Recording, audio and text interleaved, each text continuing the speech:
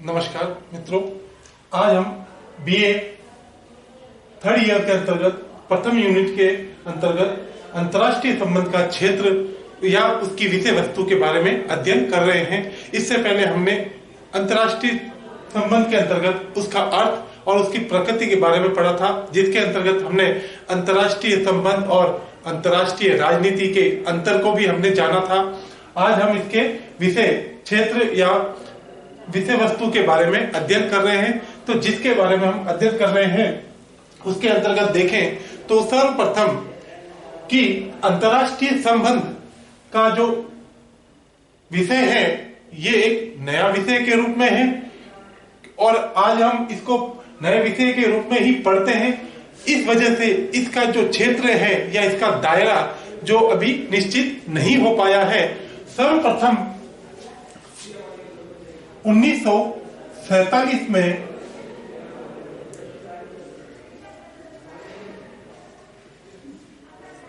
विदेशी मामलों की परिषद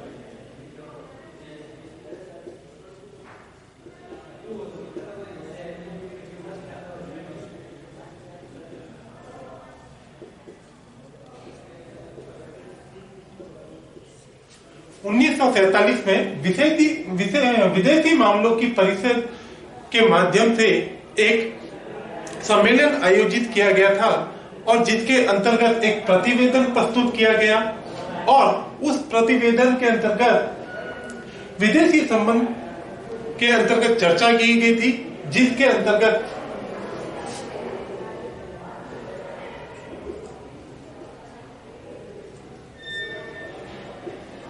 ग्रेसन कर्क विद्वान के द्वारा एक सर्वेक्षण किया गया था और जिन्होंने अंतर्राष्ट्रीय संबंध के अध्ययन से संबंधित 5 तत्वों का इसमें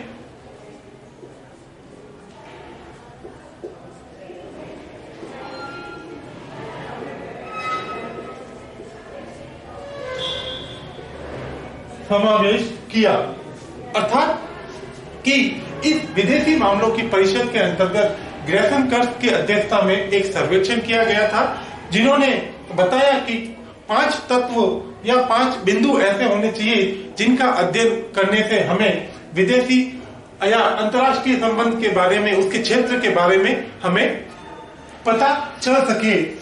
उसके अंतर्गत पहला है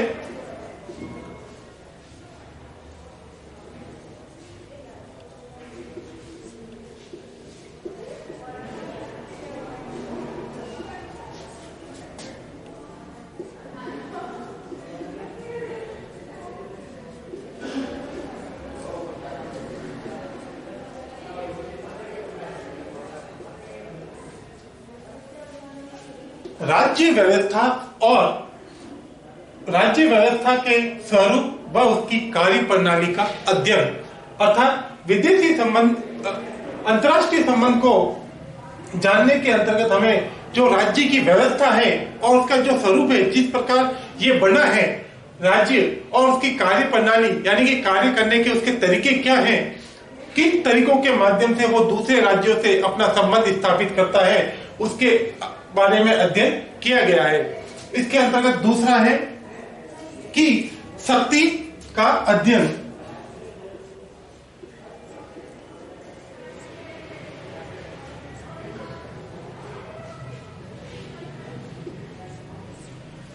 शक्ति का अध्ययन या शक्ति के अध्ययन के रूप पर बल दिया गया है।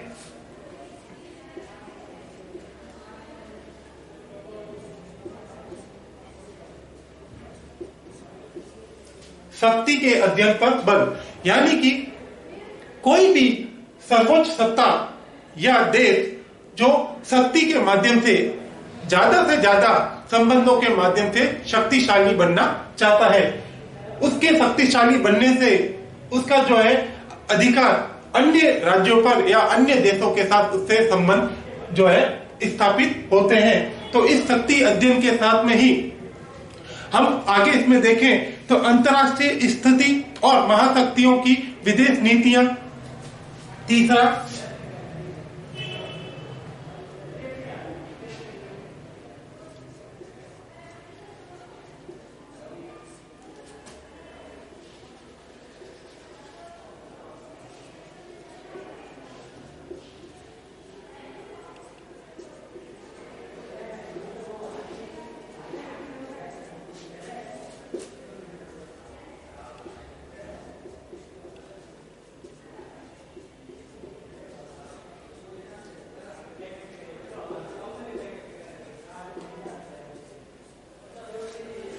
अंतर्राष्ट्रीय स्थिति और महाशक्तियों की विदेश नीति।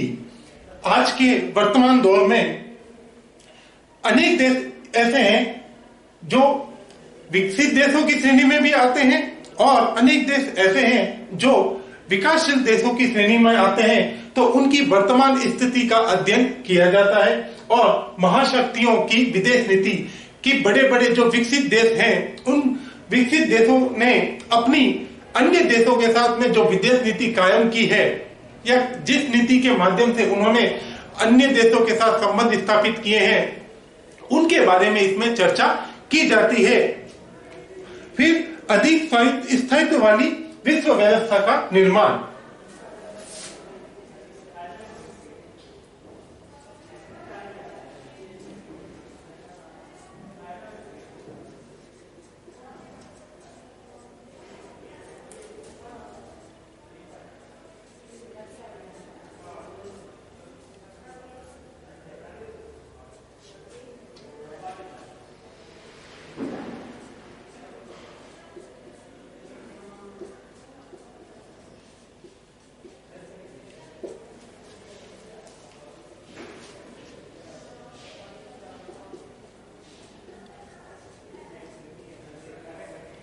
अधिक स्थायित्व वाली विश्व व्यवस्था का निर्माण का अध्ययन या के निर्माण का अध्ययन। इसके अंतर्गत हम देखें तो आज संपूर्ण विश्व, हमारे संपूर्ण विश्व को लें तो संपूर्ण विश्व एक समाज के रूप में प्रदर्शित होता है। उस संपूर्ण विश्व को एक ऐसी व्यवस्था के माध्यम से प्रदर्शित किया जाता है जिससे कि संपूर्ण विश्व में शांति स्थापित हो सके। और इसका अंतिम है पॉइंट कि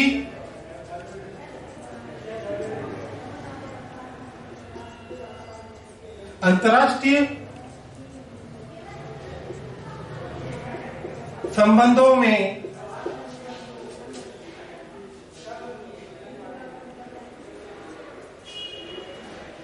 युद्ध व विश्व शांति के विषयों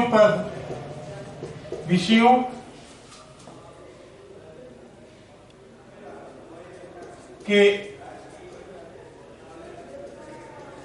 अध्ययन पर बल।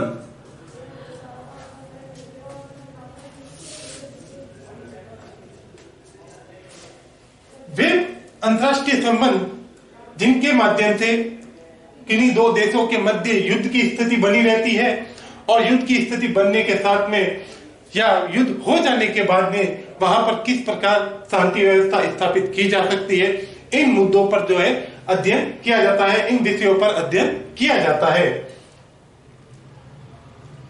आगे इसमें इसी प्रकार ये 1947 में विश्व मामलों की परिषद के द्वारा ग्रेसन कर्व के द्वारा बताया गया। उसी प्रकार एक अन्य विद्वान है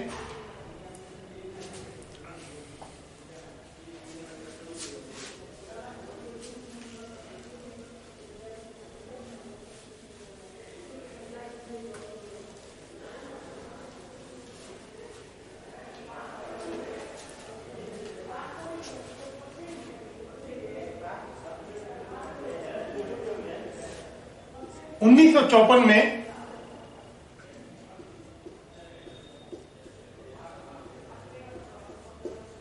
अंतर्राष्ट्रीय शांति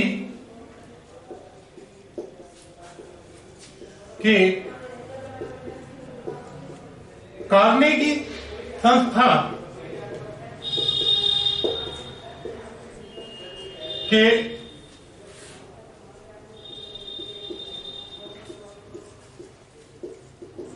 तत्वाधान में हमारे विद्वान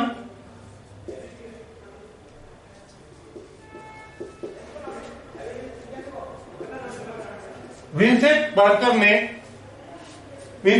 ने भी इन्हीं प्रकार के मुद्दों पर चर्चा की और बताया कि इन्हीं मुद्दों के माध्यम से ही जो है हम अंतर्राष्ट्रीय संबंधों के क्षेत्र के बारे में अध्ययन कर सकते हैं। फिर हमारे और विद्वान हैं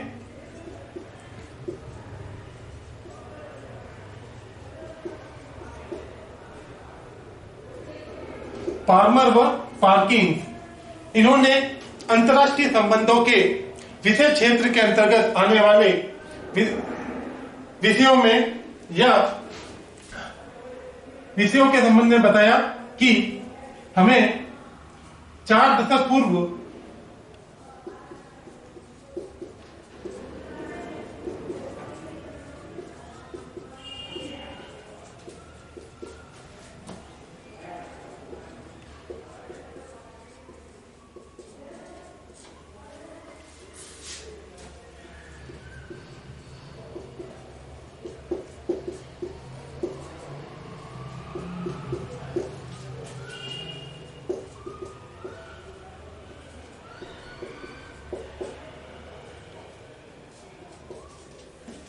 अंतर्राष्ट्रीय संबंधों के बारे में बताया था। उन्होंने भी इन्हीं प्रकार के मुद्दों पर युद्ध, शांति, साम्राज्यवाद, उपनिवेशवाद, इन मुद्दों को लेकर जो है उन्होंने बताया कि उन मुद्दों के माध्यम से ही जो है हम अंतर्राष्ट्रीय संबंधों के बारे में आगे अध्ययन कर सकते हैं या उनके विषय में जानकारी प्राप्त कर सकते हैं।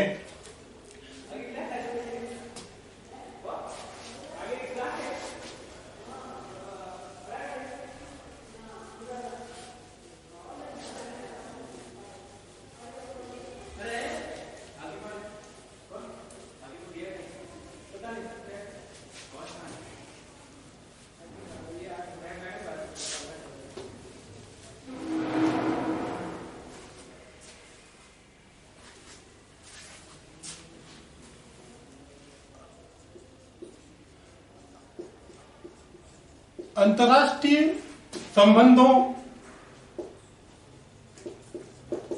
को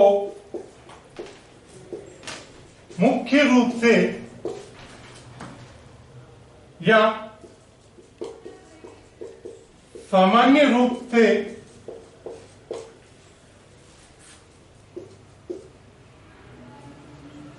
निम्न प्रकार समझा जा सकता है, जिसके अंतर्गत पहला बिंदु हम देखें तो अंतर्राष्ट्रीय संबंधों का प्रधान पात्र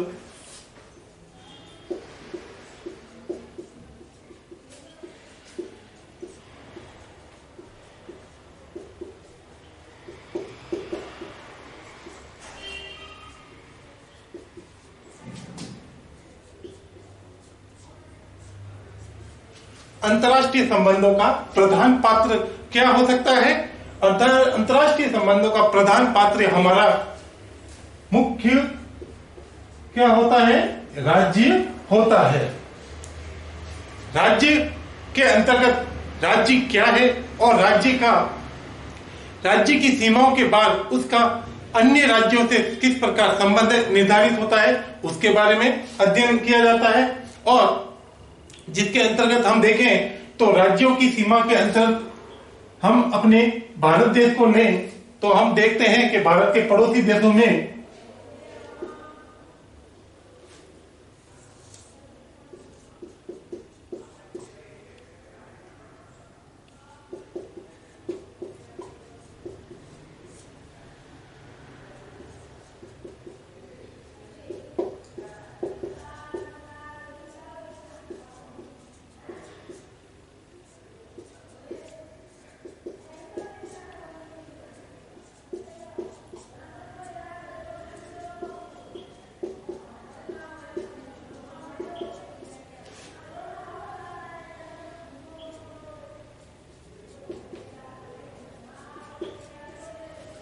इस प्रकार अनेक देश भारत के पड़ोसी देश हैं। तो हम भारत को इस प्रकार समझ सकते हैं कि भारत की जो भौगोलिक स्थिति है, अंतर्राष्ट्रीय संबंधों को समझने के लिए भारत की जो भौगोलिक स्थिति है वह सामरिक दृष्टि से बड़ी ही महत्वपूर्ण है।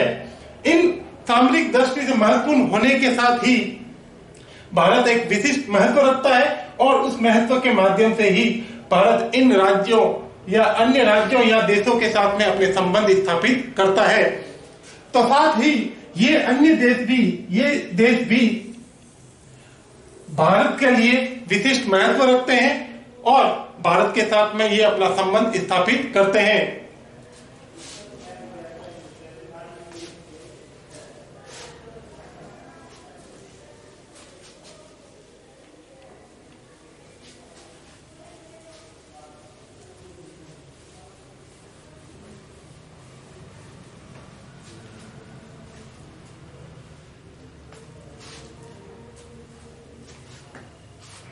इसके अंतर्गत दूसरा,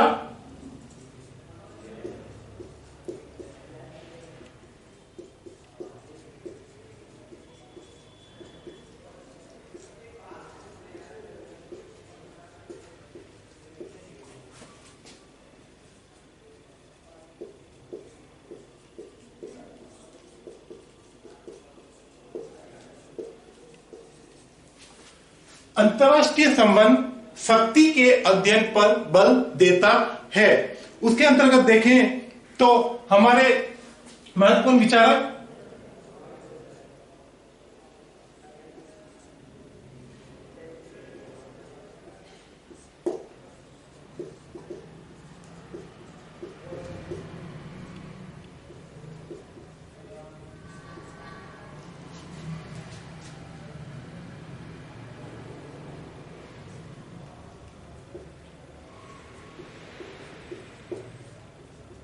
अंतरराष्ट्रीय संबंध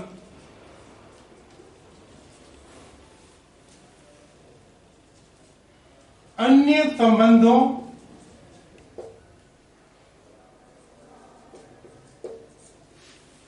अंतरराष्ट्रीय संबंध अन्य संबंधों की भांति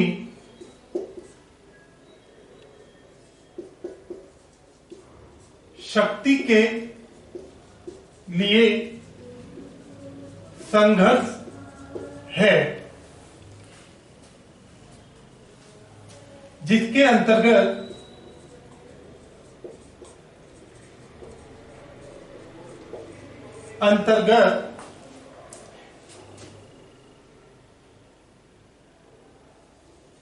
अंतिम लक्ष्य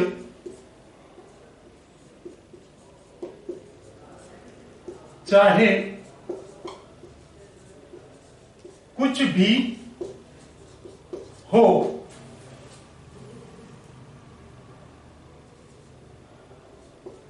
शक्ति सदैव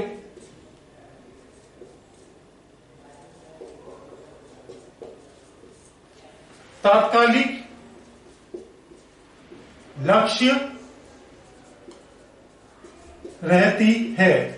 अर्थात हांस जे मॉर्गनथाउ क्या कहते हैं कि अंतरराष्ट्रीय संबंध अन्य संबंधों की भांति शक्ति के लिए संघर्ष है, जिसके अंतर्गत हम देखते हैं कि किसी देश का अंतिम लक्ष्य चाहे कुछ भी हो सकता है, या किसी राज्य का अंतिम लक्ष्य चाहे कुछ भी हो सकता है, लेकिन शक्ति सदैव तात्कालिक लक्ष्य के रूप में विद्यमान रहती है। अगला, अंतरराष्ट्रीय संस्थाओं और संगठनों का अध्ययन।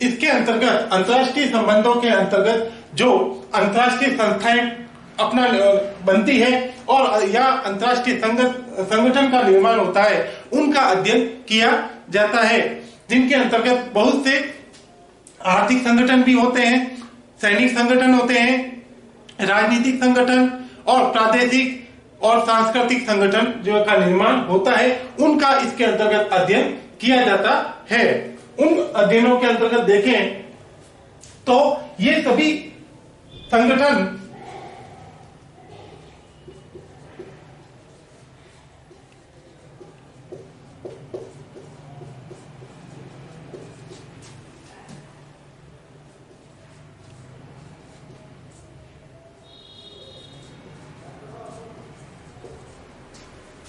आपसी सहयोग से मिलजुल कर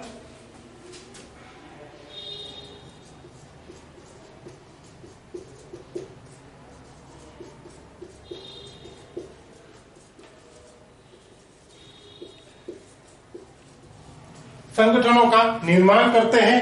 और वर्तमान समय में देखें तो राजनीति के अंतर्गत विश्लेषणात्मक पद्धति के आने से जो हम संगठनों का निर्माण देखते हैं तो उनके निर्माण की प्रक्रिया के बारे में भी इसके अंतर्गत अध्ययन किया जाता है। इनके अंतर्गत आर्थिक संगठनों में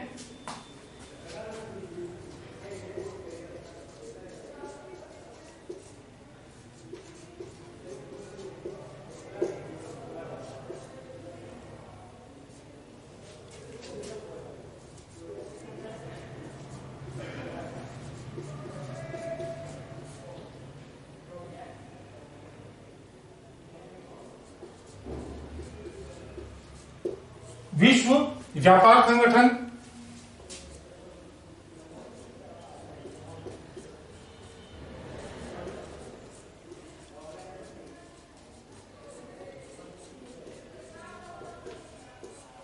यूरोपीय साझा बाजार,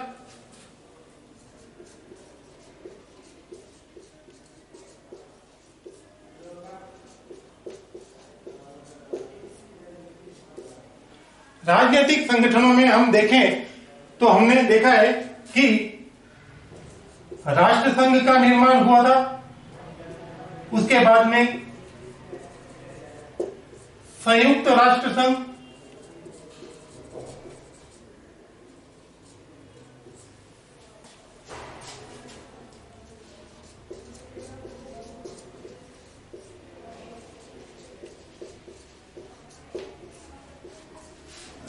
सैनिक संगठन में देखें तो नाटो,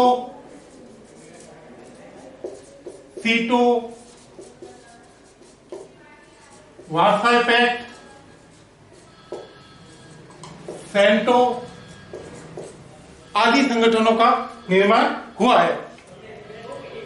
इसके अंतर्गत आगे और देखते हैं।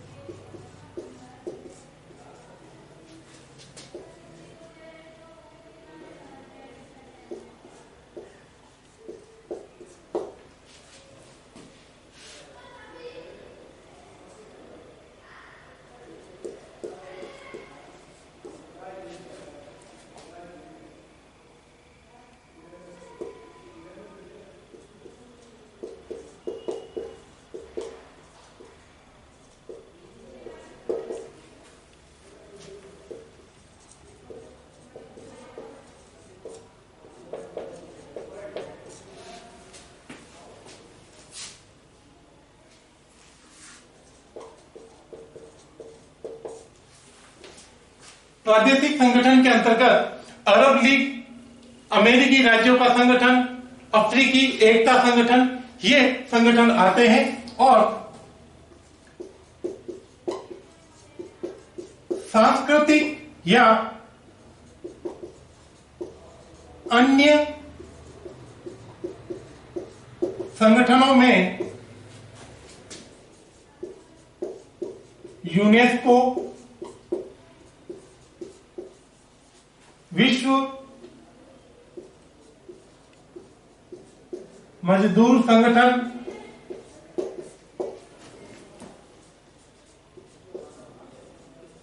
विश्व स्वास्थ्य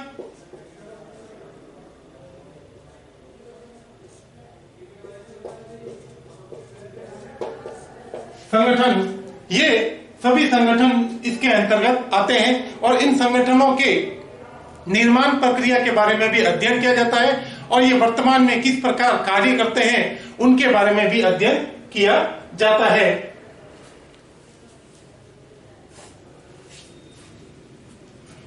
फिर अगला आता है हमारा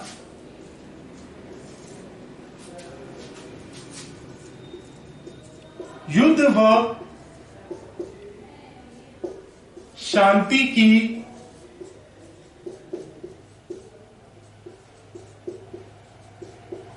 गतिविधियों के अध्ययन पर बल। अर्थात आज हमारा संपूर्ण विश्व जो है समाज के रूप में, समुदाय के रूप में व्याप्त है, तो अनेक देशों के अंतर्गत पहले या प्रारंभ में द्विपक्षीय समझौते हुआ करते थे और या द्विपक्षीय मामले हुआ करते थे, और आज हम देखें तो उन द्विपक्षीय मामलों के अतिरिक्त जो है हमारे यहाँ बहुपक्षीय मामलों के अंतर्गत भी जो है युद्ध और शांति की स्थिति बनी रहती है। किन्हीं दो देशों के मध्य संबंध, अंतर्राष्ट्रीय संबंधों के बारे में चर्चा की जाए तो कुछ मामले जटिल होने के कारण युद्ध की स्थिति भी बनी रहती है या युद्ध होने की संभावना बनी रहती है।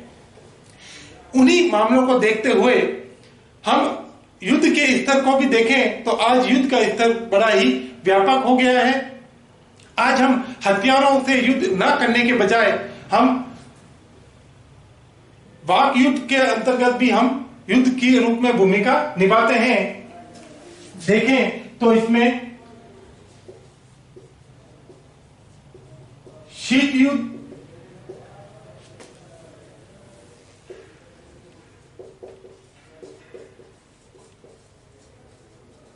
आर्थिक युद्ध, ये दो युद्ध भी जो है महत्वपूर्ण भूमिका निभाते हैं। आज कोई भी देश किसी अन्य देश पर जो है आक्रमण करने से पहले 10 बार सोचता है, क्योंकि वर्तमान समय में संपूर्ण विश्व में बहुत सारे देश हैं जो परमाणु शक्ति से संपन्न हैं।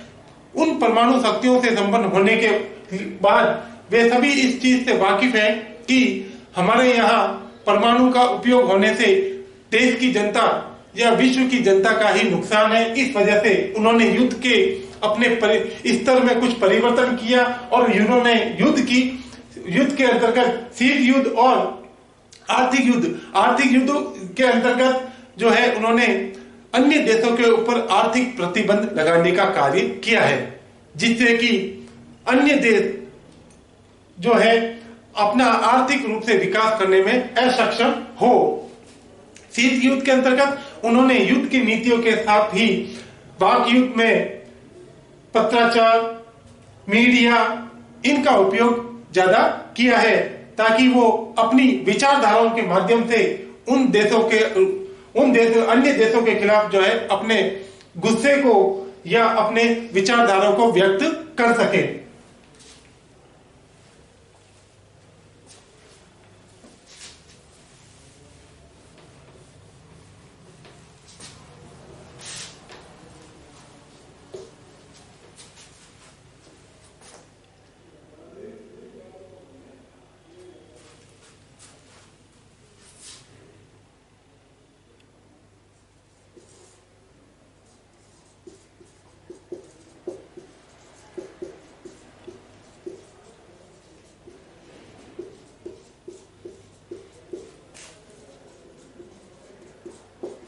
विदेश नीति के अध्ययन पर बल देने से तात्पर्य है कि दो देशों के मध्य जो अंतर्राष्ट्रीय संबंध स्थापित हो रहे हैं उनकी विदेश नीति किस प्रकार कार्य करती है। इसके अंतर्गत हमारे विद्वान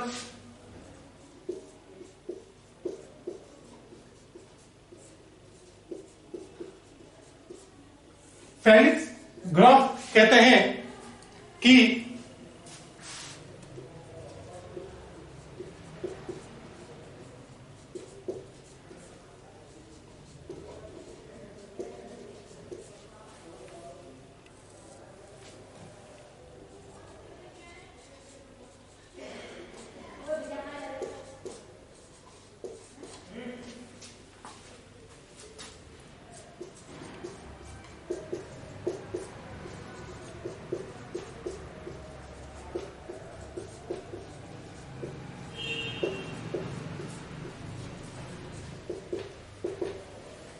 फेलिक्स ग्रॉस कहते हैं कि अंतर्राष्ट्रीय संबंध मुख्य रूप से विदेश नीति का ही अध्ययन है, क्योंकि कोई भी देश आज वर्तमान समय में अन्य देश से संबंध स्थापित करने से पूर्व अपने हितों को प्रमुखता या प्रमुख रूप से अपने हितों के ऊपर ज्यादा ध्यान देता है।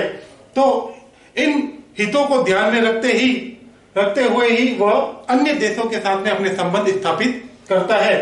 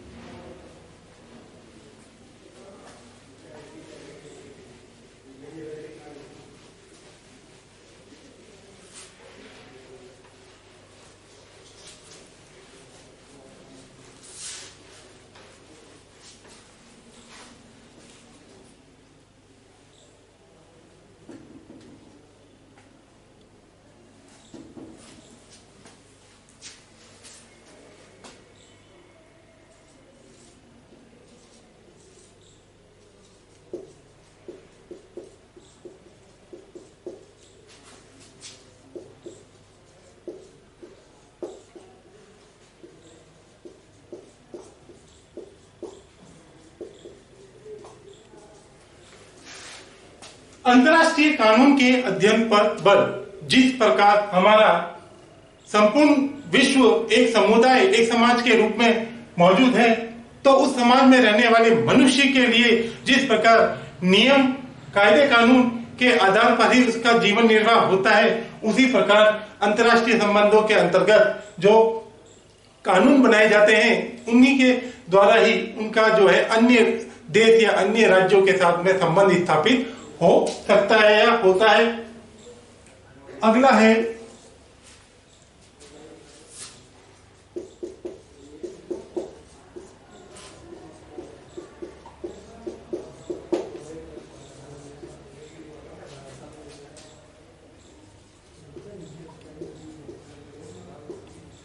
आर्थिक संगठनों का अध्ययन।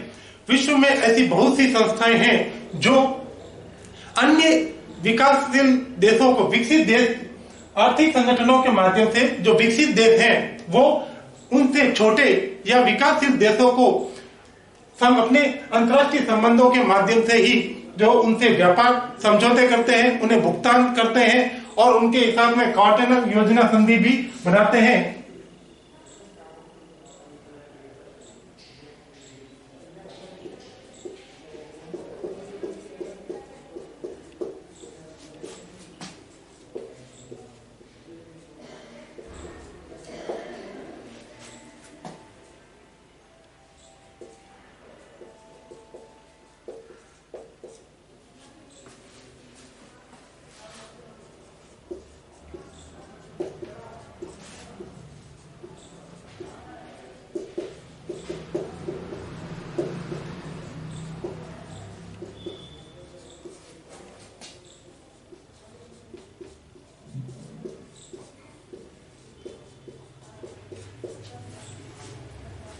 देखें कि जो विकसित देश हैं वो अपने से छोटे देशों को अंतर्राष्ट्रीय संबंधों में समझौतों व भुगतान विनियोग के साथ में अन्य देशों के साथ में संबंध स्थापित करते हैं। यानी कि अपने से छोटे देशों के साथ में वो समझौते बनाकर उनके वहां निवेश करके, पूंजी निवेश करके, उन्हें भुगतान करके और वहां के जनता के लिए जो है रोजगार के अवसर उपलब्ध कराकर उनके साथ आर्थिक रूप से अपने संबंध स्थापित करते हैं। और इसके साथ में हम अगर अंतिम पॉइंट देखें तो सैनिक संगठनों और सैनिक गुटों का, राजनीतिक गुटों का अध्ययन।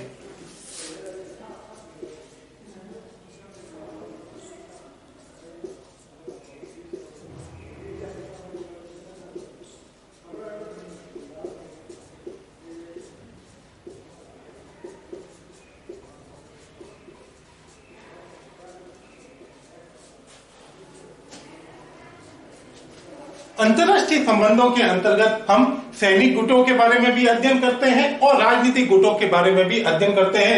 एक समान विचारधारा वाले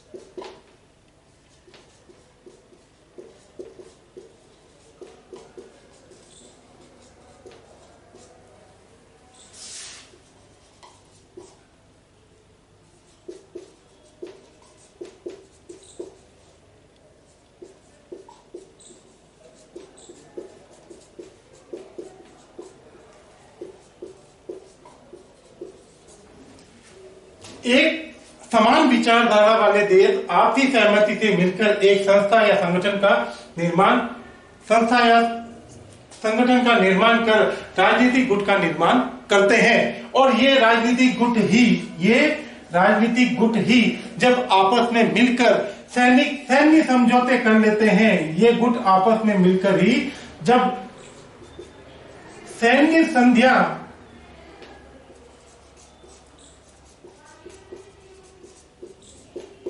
संधियां करते हैं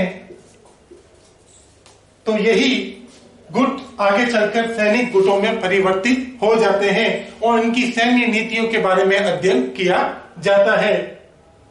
तो इस प्रकार हमने देखा कि अंतर्राष्ट्रीय संबंध का क्षेत्र, उसकी विषय वस्तु के अंतर्गत हमने इन बिंदुओं के बारे में अध्ययन किया और व्यापक रूप से वर्तमान दौर में हम देखें तो वैश्वीकरण होने के कारण आज विश्व के अंतर्गत हम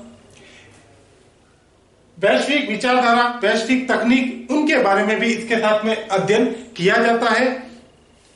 धन्यवाद।